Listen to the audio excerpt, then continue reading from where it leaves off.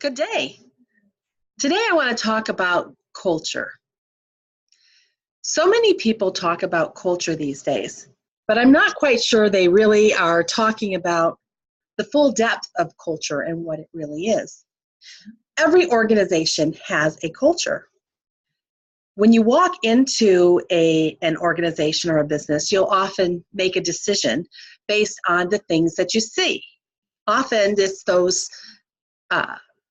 five senses: what you can see, taste, smell, touch, and what you hear going on in the organization. That's the top 10%.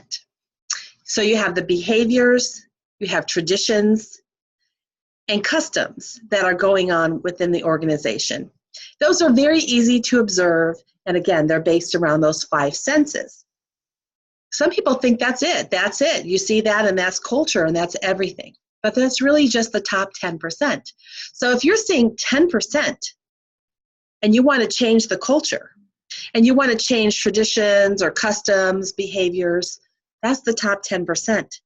There's 90% that you can't even see. You're not observing.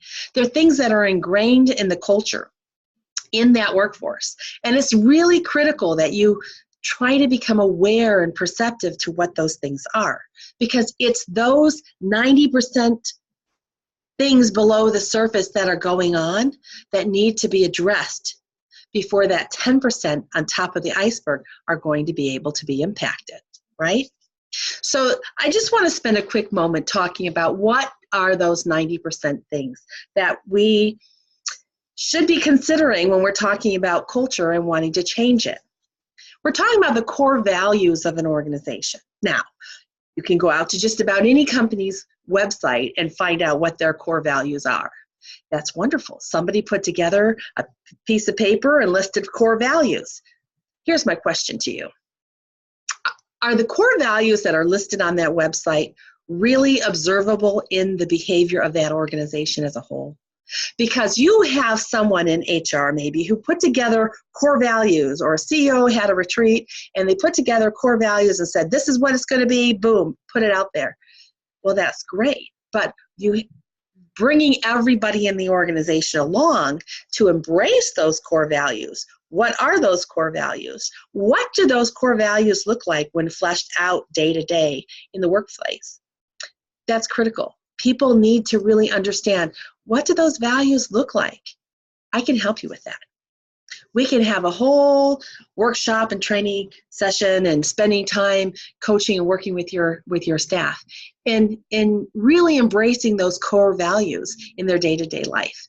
It will make a huge difference in the organization. Another thing is attitudes. Attitudes are critical. You can't touch an attitude, but they're implied in everything, whether it be the tone of voice, the body. People in organizations are afraid to make changes in the ranks because the managers or the senior management have very strong attitudes, and you don't embrace those leaders and those managers every day. You're working with the ranks, but those attitudes fluctuate down and they really impact everyone. And whether they're going to feel as if they're safe enough to have a voice to make a change or to help that customer the way they really want to help them, or if it's mandated with an attitude that's coming from somewhere in the organization. And remember, there's levels to organizations: senior management, mid-management, supervisors, rank.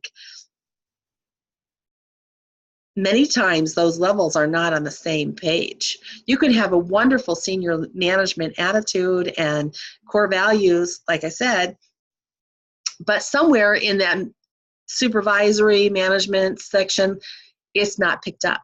And so that impacts the entire ranks, which is going to impact the entire organization. Perceptions. What are the perceptions that are happening around? People have perceptions on what senior management thinks, or middle management thinks, or what customers think, or a perception around a value. These perceptions are everything, because perception is that person's reality, right? How I interpret a word or an event could be very different than the person who's sitting next to me, because we all have our own filters, right? how we embrace life. This is part of emotional intelligence, which is another passion of mine. I'd love to spend time talking about emotional intelligence with you as well. So it's really important that when we're talking about culture and that 90% that's below the surface that you can't see and touch, that we talk about, the core values, we talk about the attitudes, we talk about the perceptions, we talk about the beliefs. Everyone has an individual belief system. We talked about filters just now. Well, that goes along with your belief system. Behavior is driven by your beliefs. And beliefs come to us through our whole life. We're born into this world in our mother's wombs. We're impacted by the environment around us. We grow up in an educational system, a society. All of these things, the family system, all of these things are impacting us and developing our own personal worldview and our own personal belief system. We carry that belief system with us into the workforce. And when we come into a company or organization, we have our own set of beliefs. And this organization as a whole has a set of beliefs. And every manager and supervisor in there has a set of beliefs. So if you really want to have a powerful organization and one that's really going to have strong impact in the community and in the lives of the customers and the lives of the staff, you want to spend time, identifying belief systems and how this works and really have fun with it. Create a wonderful growth environment in the workplace. We talk about perceptions. There's assumptions. People make assumptions that are, you make a statement and they have understandings or their belief of understandings that impact the outcome of this, Or I say, I want you to bake a cake, and this person's assuming a cake mix in a box. But yet Sarah is thinking scratch, everything from scratch, flour, sugar, no box, everything from scratch. So those are two very different outcomes, two very different processes. So when you talk about assumptions, when you talk about anything, there's assumptions that go along. So we need to make sure that we understand what assumptions are going on with all of these things. You can tie those assumptions to the core values. You can tie those beliefs to the core values. You can tie everything in here. And then we have priorities.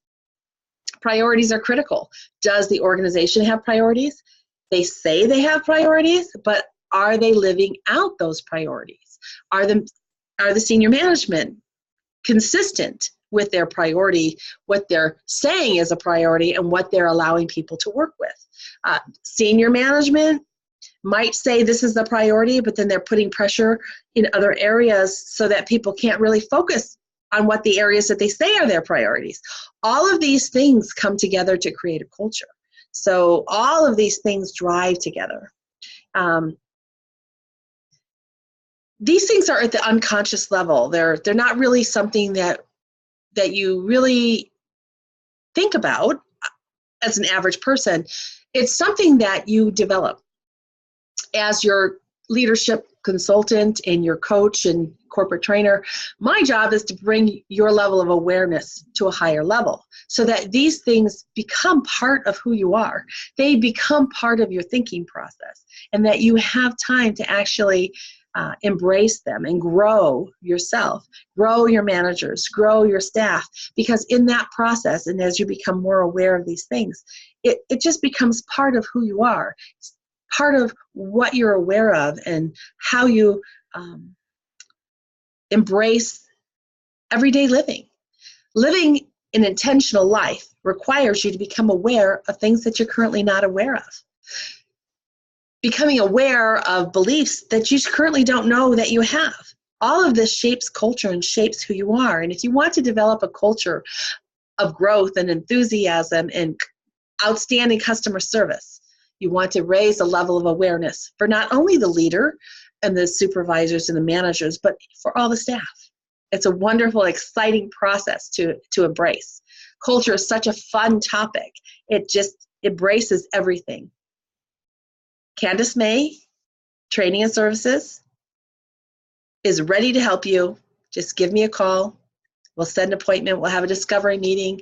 Nothing is canned. Everything is done from scratch. I use tools from John Maxwell team. I use tools from Henry Cloud, John Townsend, Franklin Covey, Dale Carnegie. All of these things have become a part of who I am from years and years of training with those products and things in my nature.